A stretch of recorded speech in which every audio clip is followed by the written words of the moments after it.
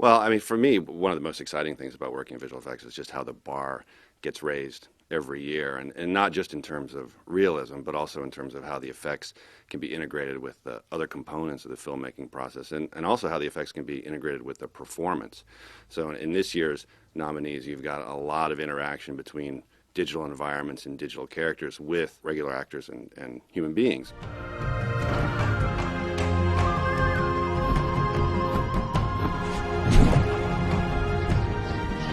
One of the most remarkable things about Avatar in general is just its scope.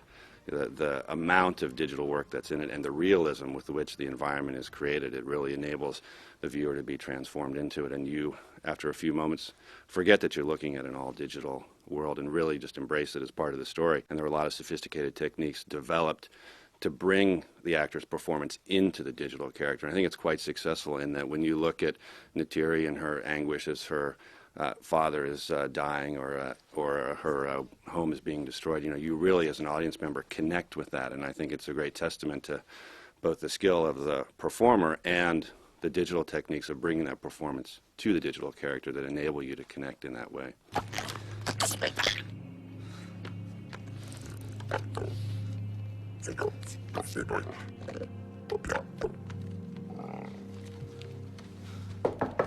In a way, what was interesting about some of the effects in District 9 was how they were sort of thrown away, in the sense that they weren't really made a big deal of. You just came to accept the fact that in the background there would be this giant spaceship hovering over the city, or there would be alien characters in the background of what would otherwise be everyday scenes. And I also think the way that they integrated all the different types of footage, whether it was news footage or home video or more standard filmmaking camera work, it just enabled you to appreciate and get into the realism of that particular environment. I really enjoyed the interaction between the father and son alien characters and how their bond was transferred to the screen, how we as audience members really identified with them.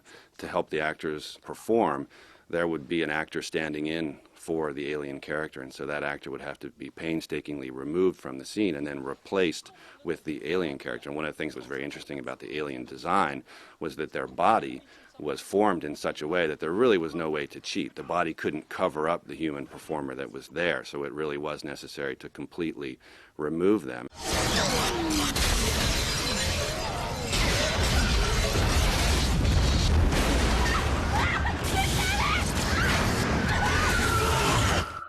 One of the things that made Star Trek work so well was the bond between the human characters in that. And where I think the visual effects came in to that movie in particular is that the actors were able to perform in a completely believable environment, no matter how fantastic it may be, whether it was the surface of Vulcan or the interior of the Enterprise, or even on a mining platform several miles above the planet's surface.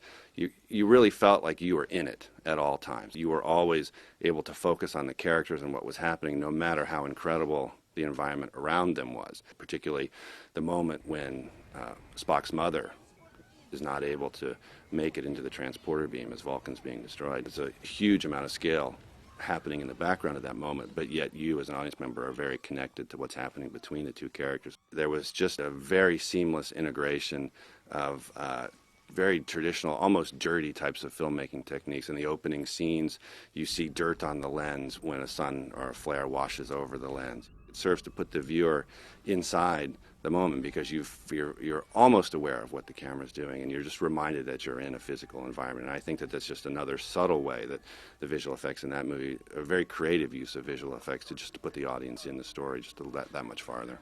Ultimately, visual effects are there to support the story. And so one of the most exciting things about how visual effects has evolved is that the filmmakers are less and less bound by technical issues when they're trying to tell their story. And I think that that shows in all of the nominees this year. So you've got 3 movies with 3 vastly different settings and vastly different types of visual effects, but yet they're all able to fold into how the filmmakers want to tell that story.